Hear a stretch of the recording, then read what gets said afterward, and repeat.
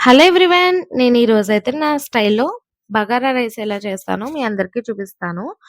Actually ఆ రోజు chicken curry and bagara rice combination అనమాట.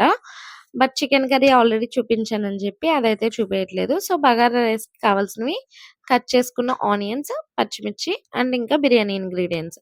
ఈలోపు నేను బియ్యం కూడా కడిగేసుకొని పక్కనైతే పెట్టుకున్నాను. అలాగే రైతా కూడా ప్రిపేర్ చేసుకొని సైడ్‌కైతే పెట్టేసుకున్నాను. ఈరోజు బిర్యానీ అయితే నేను ఘీతోటి చేస్తున్నాను. హోమ్ మేడ్ నెయ్యే అనమాట ఇది. మా పాప కోసం అని చెప్పి నెయ్యి వేసి చేస్తున్నాను. ఎక్కువ పోర్షన్ నెయ్యి వేసి కొంచెం అంటే కొంచెం ఆయిల్ అయితే వేశాను. ఆయిల్ వేసుకున్నాక ఆయిల్ హీట్ అయ్యాక మనం బిర్యానీ ఇంగ్రీడియెంట్స్ అన్నీ కూడా యాడ్ చేస్తామనమాట. మరాఠీ మొగ్గ, దాల్చిన చెక్క, బిర్యానీ ఆకు ఇవన్నీ కూడా యాడ్ చేసి అదంతా ఫ్రై అవ్వాలి. ఒక 2-3 సెకండ్స్ ఫ్రై అయితే చాలు. నెక్స్ట్ మన ఆనియన్స్ అనేది పొడవుగా కట్ చేసుకోవాలి బిర్యానీకి. సో, బిర్యానీకి ఆనియన్స్ అండ్ ఇంకా పచ్చిమిర్చి కూడా యాడ్ చేసుకోవాలనమాట.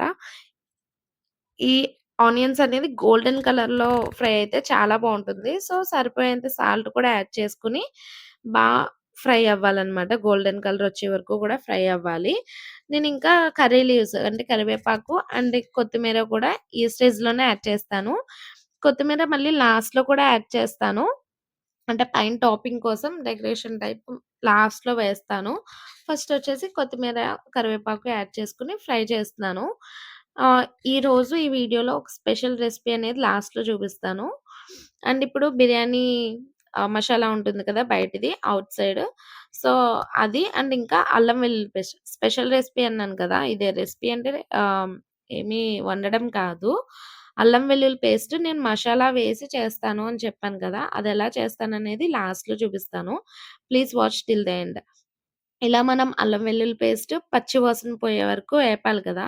లాస్ట్ అయితే కొంచెం మాడు పడుతుందనిపించి కొన్ని వాటర్ అయితే వేశాను. కొంచెం చాలా కొంచెం వాటర్ అయితే వేసి మసాలా అంతా ఫ్రై అవ్వాలనమాట. మసాలా మనకి ఫ్రై అవ్వకపోతే పచ్చి వాసన కిందొస్తుంది.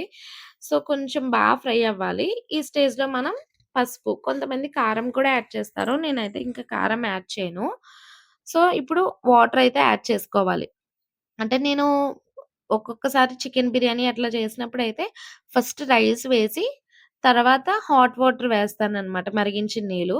సో, ఒక్కోసారి అలా చేస్తాను. ఒక్కోసారి ఇలా చేస్తాను. ఆ స్టైల్ కూడా మీకు ఇంకోసారి చెప్తాను. నేనైతే 2 గ్లాసెస్ ఆఫ్ రైస్ తీసుకున్నాను. సో, 4 గ్లాసెస్ ఆఫ్ వాటర్ అయితే తీసుకొని ఆహ్, మనం ప్రెషర్ కుక్కర్ కదా! బెల్ట్ అయితే పెట్టకుండా జస్ట్ నార్మల్‌గా మూతైతే పెట్టి మరిగించుకోవాలి.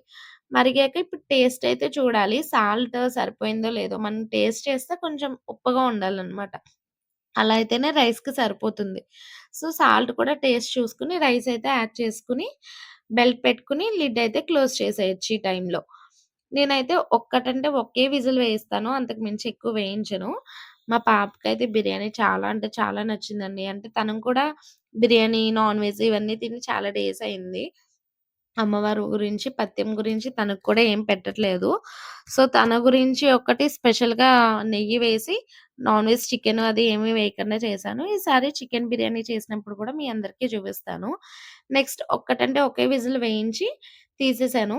అంటే ఒక్క విజిలే ఎందుకంటే లాస్ట్‌కి మాడిపోతుందండి. అదెందుకో కూడా తెలీదు. కొంతమంది 2 విజిల్స్ ఏస్తారు. బట్ నాకు ఒకే ఒక్క విజిలేయించి స్టవ్ మీద కూడా ఉంచను. వేరేగా కిందయితే పెట్టేస్తాను. మళ్ళీ ఆ వేడికి ఇంకా మాడిపోతుందేమో అని చెప్పి.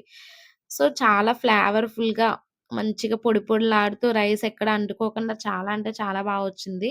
ఈలోపు మా పాప ప్లేటయితే తెచ్చుకొని నాకు పెట్టేసే నాకు ఆకలేస్తుంది అని అడుగుతుంది. తనకి బిర్యానీ అంటే చాలా ఇష్టమండి. కానీ పాపం తినడానికైతే లేదు. సో, అందుకనే ఇలా బిర్యానీ అయితే చేశాను. నెక్స్ట్ టైమ్ వెజ్ బిర్యానీ కూడా చేసి పెడతాను. ఆ వీడియో కూడా చేస్తాననమాట. ఫస్ట్ మా పాపకే పెట్టాను. తను అయితే టేస్ట్ చేసి చాలా బావుందని జెప్పింది. ఇప్పుడొచ్చేసి మసాలా అని చెప్పాను కదా! అదెలా చేస్తానో మీ అందరికీ చూపిస్తాను చూడండి. ఫస్ట్ అల్లం ముక్కలు క్లీన్ జేసుకొని ఒక హాఫ్ వరకు అల్లం అయితే వేసుకోవాలి. అండ్ ఇప్పుడు వెల్లుల్లి. వెల్లుల్లి కూడా 3, మూడో ఎన్నో పడతాయి. నెక్స్ట్ లాంగ్ మొగ్గలు, ధనియాలనమాట. మెయిన్ ఇంగ్రీడియెంట్ దీంట్లో ధనియాలు. ధనియాలనేది చాలా ఫ్లేవర్‌ఫుల్‌గా ఉంటదనమాట. సో, నెక్స్ట్ ధనియాలు, జీలకర్ర. జీలకర్ర, ధనియాలు ఎన్నైతే వేసామో దానికి హాఫ్ పోర్షన్ జీలకర్ర అయితే చాలనమాట. నెక్స్ట్ గసగసాలు. ఇది కూడా నాన్ వెజ్‌కి చాలా మంచి ఫ్లేవర్ ఇస్తుంది. అండ్ నెక్స్ట్ వచ్చేసి యాల్ యాలకులు. ఇదొచ్చేసి ఒకటే ఏస్తున్నాను. ఎందుకంటే స్వీట్‌నెస్ అనేది వచ్చేస్తుందని జెప్పి. సో, ఇట్లా అయితే పేస్ట్ చేసుకుంటాను. వాటర్ కొంచెం యాడ్ చేసి థిక్‌గా అయితే చేసుకుంటాను. ఇదే అన్నమాట. సో, ఇదన్నమాట నేను చేసిన బిర్యానీ. మీ అందరూ కూడా తప్పకుండా ట్రై చేయండి. చాలా అంటే చాలా బావుంటుంది. ఇలాంటి కుకింగ్ వీడియోస్ ఇంకా కావాలి అంటే please watch and subscribe my YouTube channel and Instagram page also. Thank you for watching.